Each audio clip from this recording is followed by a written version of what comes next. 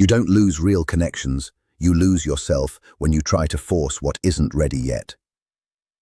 There's a reason your mind keeps circling back to this person, a reason their presence still seems to echo inside your awareness, even when nothing is being said between you.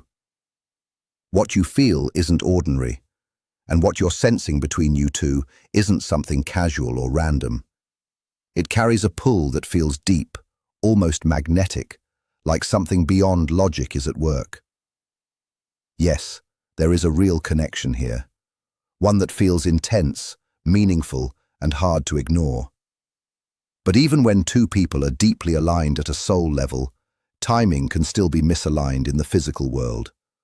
And right now, that timing is not fully ready. When two people are meant to create something lasting together, life doesn't always bring them together in a straight line. Instead, it often separates them first. It places each person into their own set of lessons, their own inner work, their own periods of growth before anything can be built in a stable way. This connection wasn't meant to only feel good or spark emotion. It came into your life to shift something inside you, to wake you up to parts of yourself that needed attention, healing, and understanding. The truth is, both of you are still in the middle of becoming who you need to be. One of you is being shaped through lessons of self-value, learning not to settle for less than what feels aligned.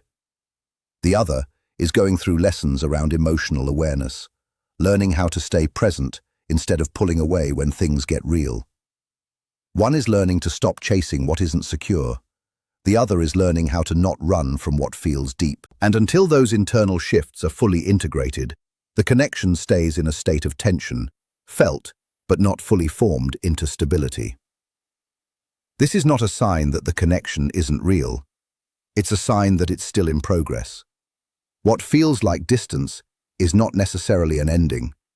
It can also be preparation. Preparation for two people to eventually meet each other at a more evolved level, where attachment is no longer driven by confusion, but by clarity, where love is not mixed with fear, but grounded in emotional steadiness.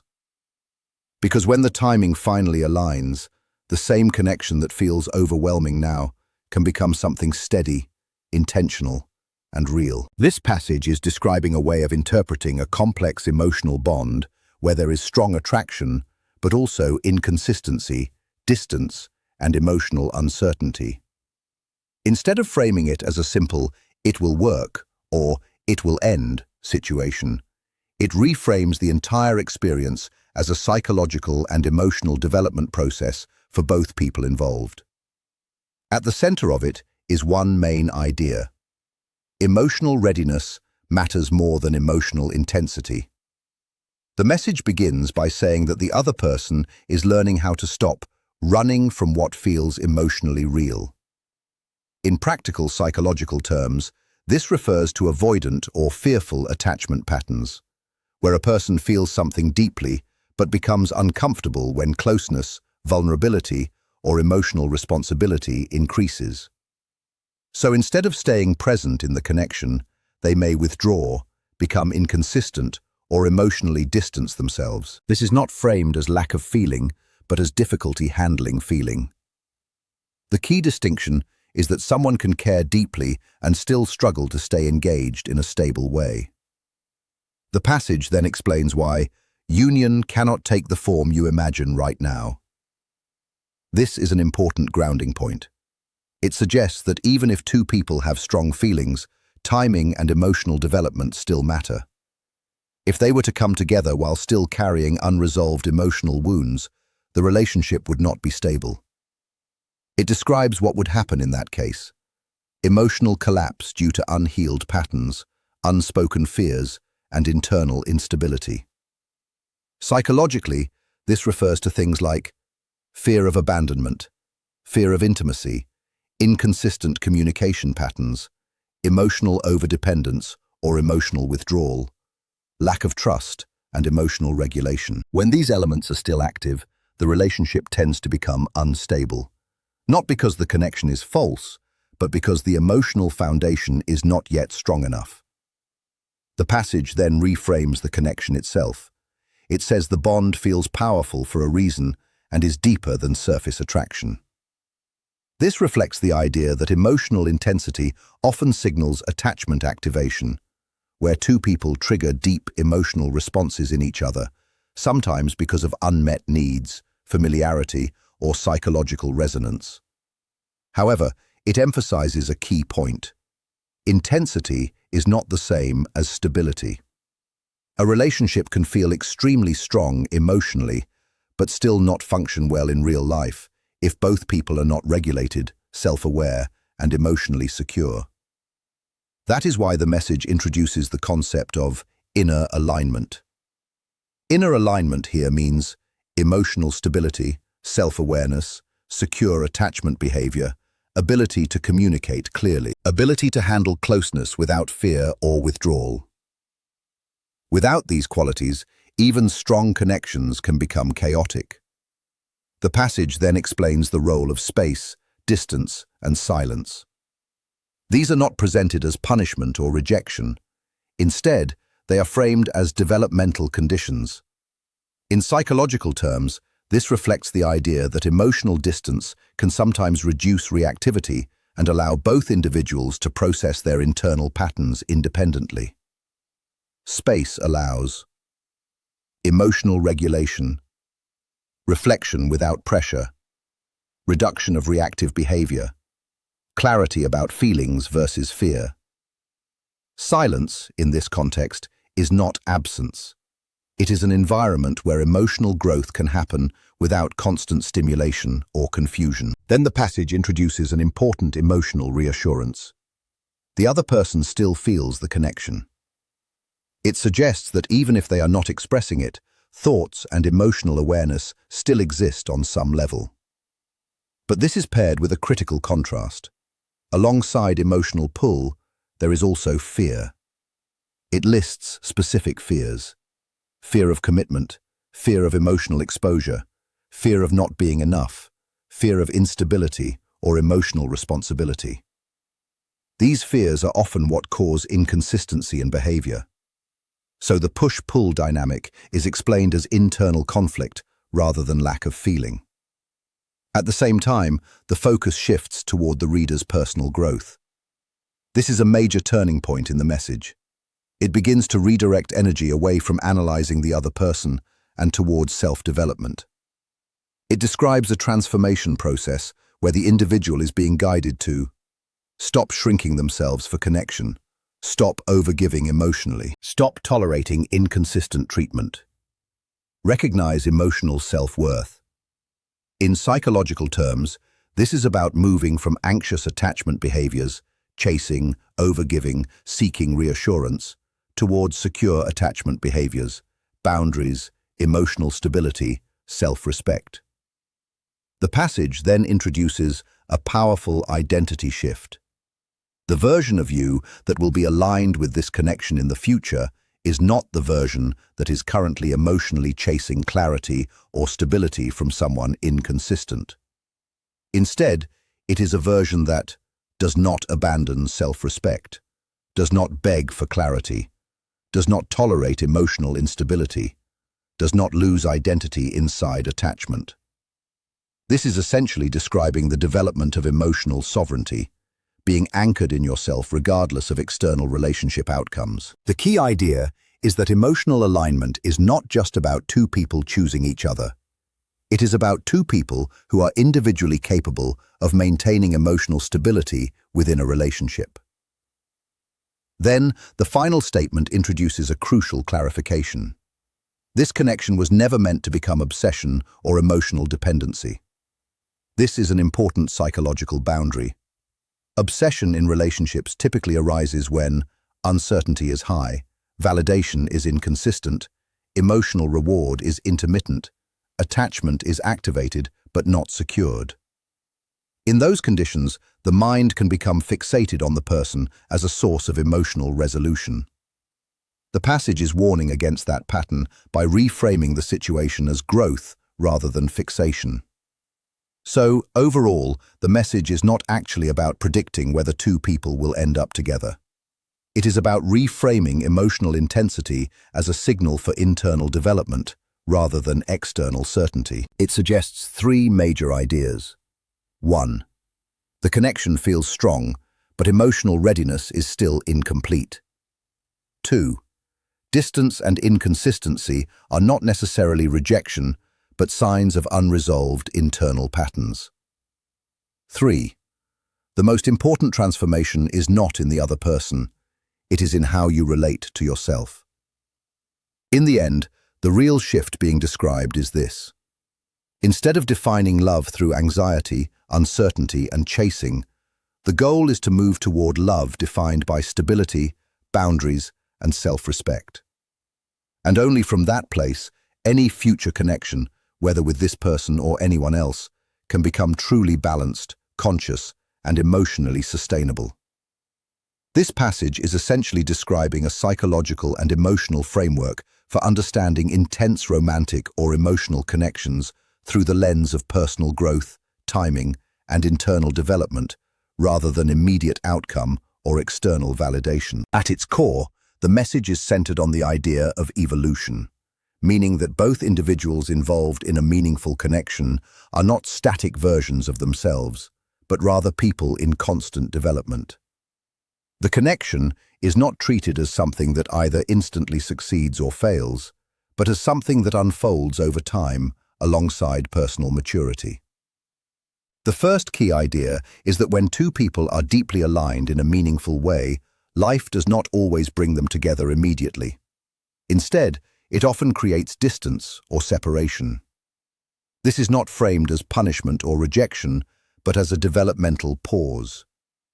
In psychological terms, this can be understood as the idea that individuals need emotional readiness before they can sustain a healthy relationship. What the passage is really pointing toward is emotional capacity. Even if two people feel a strong bond, they may not yet have the emotional tools to maintain stability in that connection. So life experiences, challenges, and personal circumstances can push them into separate environments where they develop independently. The next idea is that both individuals are being reshaped through experience. This is a way of saying that personality, emotional responses, attachment patterns, and self-perception are continuously influenced by life events. Even if two people are not actively interacting, they are still changing internally. The connection is therefore not frozen. It is evolving indirectly through personal growth. The passage then identifies growth as the central requirement before any form of union can be stable. Growth here refers to emotional maturity, self-awareness, and psychological stability. It emphasizes three key foundations. First, a stronger sense of self. This means developing identity that is not dependent on another person's validation or presence. It involves knowing who you are outside of romantic attachment. Second, emotional boundaries. This refers to the ability to regulate how much emotional influence others have over your inner state. Boundaries help prevent emotional dependence, overthinking, or losing oneself in a relationship. Third, self-love as a non-negotiable foundation. In this context, self-love is not just self-esteem, but emotional self-responsibility. The ability to meet your own emotional needs without relying entirely on external reassurance. The passage then presents a conditional vision of future reunion. If the two individuals meet again after this period of growth, the connection will not be based on anxiety or emotional instability. Instead, it will be based on balance. This is contrasted with earlier emotional states, such as chasing, fear of abandonment, or uncertainty. This is an important psychological distinction. It separates two types of relational energy. 1. Reactive attachment, driven by fear, insecurity, and emotional dependence. 2. Conscious connection, driven by clarity, stability, and mutual choice. The message suggests that true alignment can only happen in the second state. Then the focus shifts inward, away from the other person, and toward the self. This is a key turning point in the passage. It reframes the situation from "what is happening with them" to what is happening within me. It asks three core reflective questions. Can you give yourself the kind of love you are seeking from someone else? This challenges external dependency and encourages emotional self-sufficiency. Can you trust timing instead of controlling outcomes? This addresses anxiety-driven behaviors, where people try to force clarity or certainty in situations that are still developing. Can you maintain hope without attachment anxiety? This is about holding emotional openness without becoming fixated or emotionally dependent on a specific outcome. These questions are meant to shift the person from emotional reactivity into emotional awareness. The passage then explains what happens when this internal shift begins. When a person starts operating from self-trust rather than fear, their entire perception of relationships changes. This is not just about one specific connection, but about their overall emotional patterning. For example, behaviors like overthinking, chasing reassurance, tolerating inconsistency, or emotionally over-investing begin to lose their intensity. This is because the internal need driving those behaviors, often insecurity or fear of loss, becomes weaker. As a result, attention shifts away from external validation and back toward internal stability. The individual becomes more focused on their own life path, personal goals, and emotional well-being, rather than being emotionally consumed by one relationship outcome. A key concept introduced here is detachment from fear, not from feeling. This distinction is important. It does not suggest becoming emotionally numb or indifferent. Instead, it refers to removing fear-based attachment, such as anxiety about losing someone, fear of abandonment, or the need to control outcomes, while still remaining emotionally open and capable of love. In psychological terms, this aligns with secure attachment behavior, being able to care deeply without becoming emotionally destabilized by uncertainty. Finally, the passage concludes with the idea that this internal transformation is where real change happens. Not in the external behavior of another person, not in trying to predict outcomes, but in the internal restructuring of how a person relates to love, self-worth, and emotional dependence. Once this shift occurs, the person no longer abandons themselves in relationships. They no longer compromise their emotional stability for the sake of connection. Instead, they maintain their identity, boundaries, and self-respect, while still being open to love.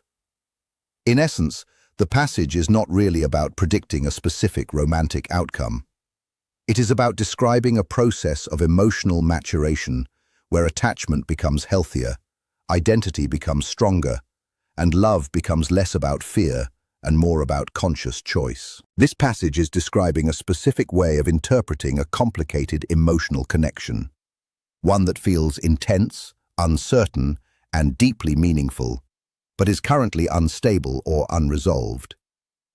At its core, it is trying to frame confusion in relationships not as random chaos or rejection, but as a temporary phase of psychological and emotional development for both people involved. It begins with the idea that the connection is protected and being refined.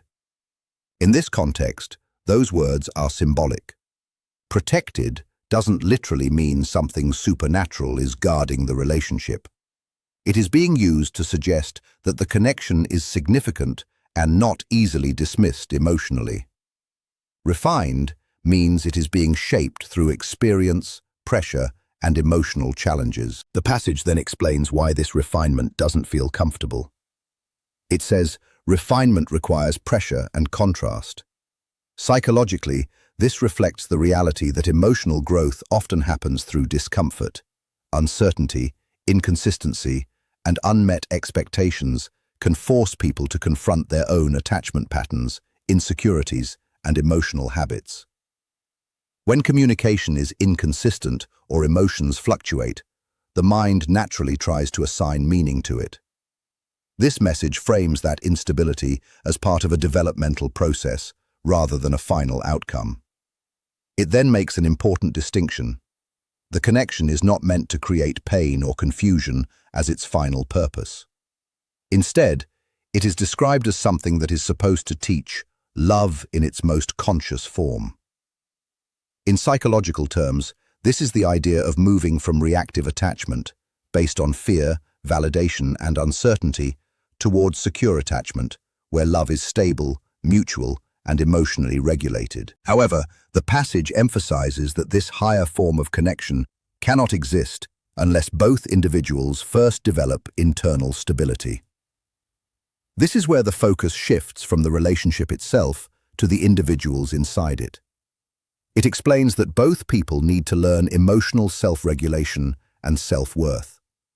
For example, one key idea is, stop abandoning your own needs. This refers to the tendency some people have to prioritize the relationship or the other person's approval over their own emotional well-being. Another idea is, stop attaching your worth to someone else's attention, which highlights how inconsistent communication can create emotional dependency, where validation from another person becomes a source of self-esteem. The phrase, stand emotionally steady, even when the external situation feels uncertain, reflects the goal of emotional resilience, being able to tolerate ambiguity without spiraling into anxiety, overthinking, or impulsive action. The message then connects these ideas to self-love. It states that stable self-love is a prerequisite for stable romantic love. In psychological terms, this aligns with attachment theory. Individuals with stronger internal security are less likely to experience emotional volatility in relationships and more likely to build healthy, consistent connections. Next, it introduces the idea of evolutionary alignment, where both people must reach a more mature emotional state before the relationship can function properly. It describes this as a shift away from ego, fear, and emotional reactivity. Here, ego refers to defensive behavior, such as pride, avoidance, insecurity-driven control, or fear-based withdrawal. Fear-controlling decisions refers to behaviors like pulling away when things get emotionally intense or chasing when there is uncertainty. Emotional reactivity refers to reacting impulsively based on feelings in the moment rather than responding thoughtfully. When both individuals move beyond these patterns, the passage suggests that the relationship would naturally stabilize. This is framed as realignment, meaning the connection doesn't need to be forced. It simply becomes easier when both people are emotionally ready. The description of what union would feel like is especially important. It contrasts healthy connection with unstable attachment patterns. It says it would feel calm, secure, and grounded rather than chaotic or uncertain. This is essentially describing secure attachment again, a relationship where there is trust, consistency, emotional safety, and mutual choice, rather than anxiety, guessing, or emotional highs and lows. It also emphasizes that this kind of connection is not one-sided. Both people must choose each other from clarity rather than dependency. Clarity here means emotional stability and awareness. Dependency refers to needing the relationship to regulate emotional states or self-worth. The passage then discourages rushing or forcing outcomes. This reflects the idea that attempting to control uncertain emotional situations often increases anxiety and reduces clarity. Instead, it suggests allowing time and personal growth to naturally reveal whether the connection stabilizes. A key emotional shift is introduced. This phase is not here to break you, it is here to build you. This reframes emotional pain or uncertainty as developmental rather than destructive. In psychological terms, this can be understood as cognitive reframing, changing the interpretation of a situation to reduce emotional distress and increase meaning-making. The passage encourages focusing on personal growth rather than obsessing over outcomes. It suggests that emotional strength, boundaries, and self-awareness are what ultimately determine the health of future relationships. Another important idea is that what is truly meant for someone will not require self-abandonment. This reflects a healthy relationship principle. Secure relationships do not require one person to sacrifice their identity, emotional needs, or self-respect in order to maintain connection. Finally, it concludes that the connection is not ending but transforming.